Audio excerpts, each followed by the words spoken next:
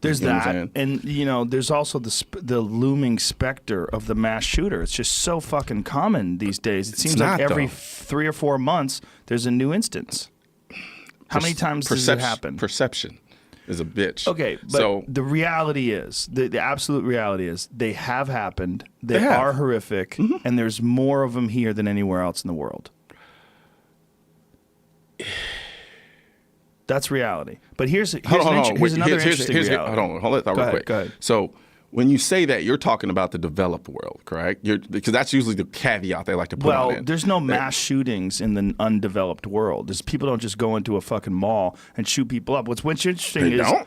it's very rare where people. I think it happens more than people realize. It You just doesn't get don't think it doesn't gets get reported on. reported? Think Really? about it.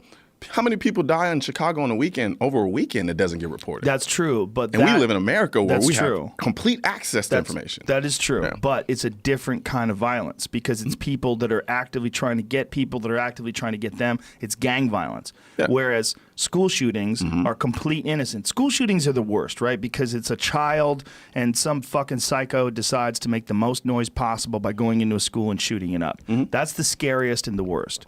For most people. When you think about gang violence, you say, well, that's violence. It's terrible that people got shot, but it's people that are trying to shoot each other. All right. So then when I tell you that the remaining homicides in this country, right, well, at 30,000 number that I gave you annually, over 80% of that is gang violence.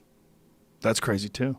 Think about believe that. it. Yeah. No, I believe you. But it's when you see Sandy Hook, when you see Parkland, when you see the shooting in Colorado, Aurora, in the movie theater, when you see these mass shootings, these are what terrify people. Yeah. People are not necessarily terrified of the gang violence in Chicago. I'm going to Chicago in a couple of months, and not one fucking person has brought up, hey, man, that place is a war zone. Everybody's like, oh, I love Chicago. You're going to get deep dish pizza? Like, nobody That's gives a 'cause fuck. you're white. Is that what it is? Yeah. Wow. They know I'm not going to the South Side. Dude, you see, that's the thing. I just went to Chicago. I was just in Chicago before I was here. And they were like, were you locked and loaded? Did you wear a vest? Yes.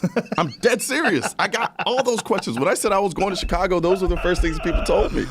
Now, granted, I did go to Southside. I did film you? in Southside. Yeah, we did. Were you nervous? Were you walking around? Hell yeah, I was nervous. I'm not Superman, man. So when you're walking around, are you strapped? Not in Chicago because it's illegal for me to be. That's what's crazy is that Chicago has really strict gun laws, and they don't work at all. I was driving down a road where there were like 6, 7, 8 dudes who jumped in front of the car when we were driving that because we didn't look like we belonged there.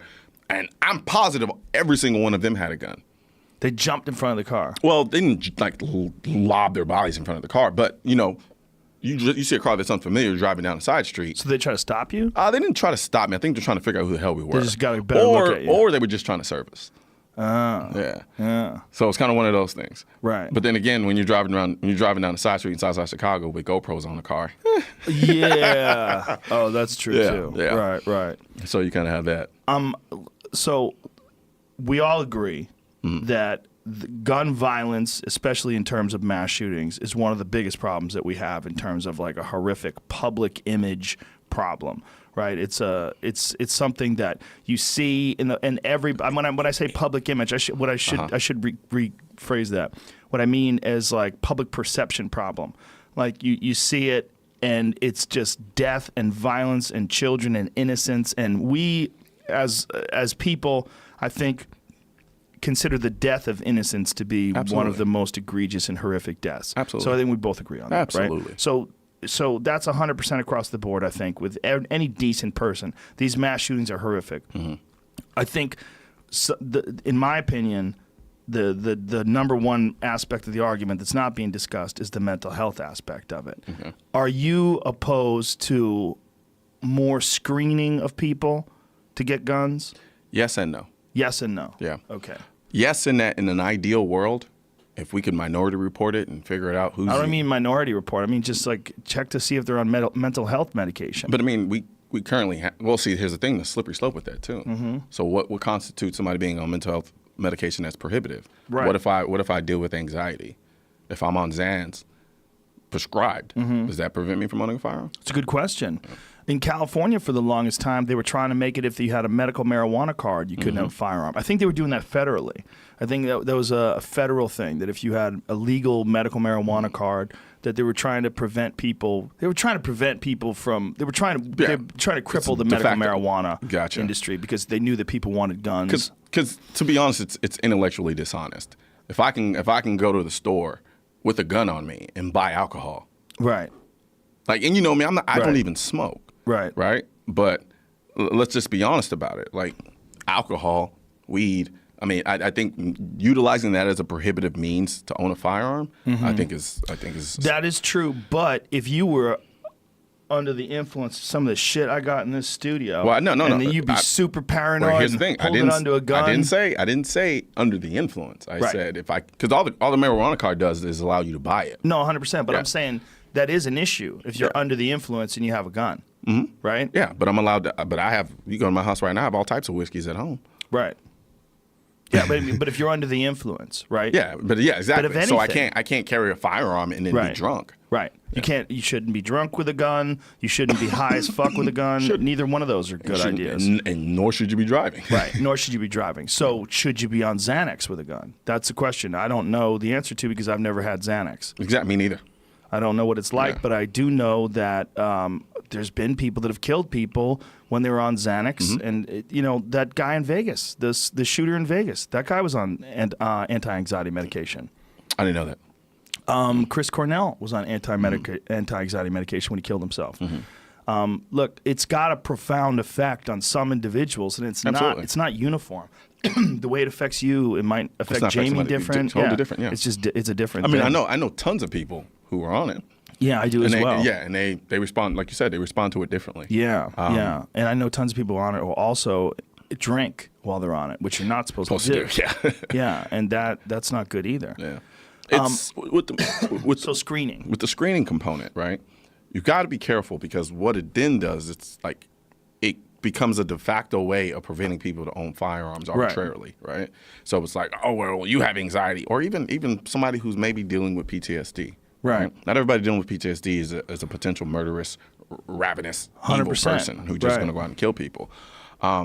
So with the screening component, that's why I say yes or no, right? If you can find a way, to establish a mental screening, but even then, no, because there's a due process aspect to it as well, right? So you can't prevent me from owning, and you can't prevent me from exercising a right if I haven't done something to absolve myself from being able to do that legally, right? Okay, so but what if they come to your house and you've got, let's say, you've got like a cork board up and you got all these pictures of schools and fucking arrows pointing to the emergency exits and plans of how to block things off, and then pictures of Jodie Foster and pictures of serial killers up everywhere, and you're on anti-anxiety medications and the cops talk to you and you're fucking squirrely as hell. You haven't done anything though. Yeah. Arrest me then. If you can't arrest me, if you can't arrest me for a crime or possibly attempting it, because like the legal standard is like taking substantial act to commit a crime, even though you don't do it, that's attempted, right? Did you hear about the kid that got kicked out of school?